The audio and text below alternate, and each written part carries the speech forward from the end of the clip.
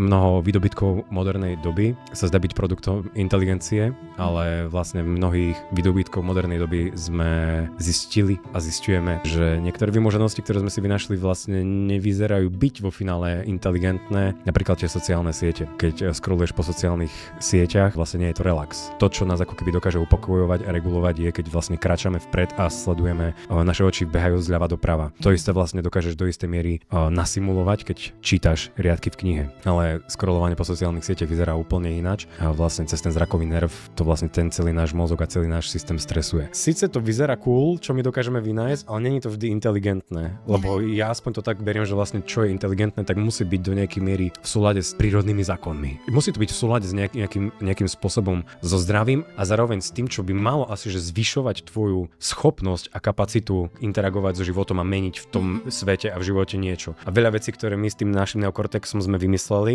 vlastne toto ale nepodporujú.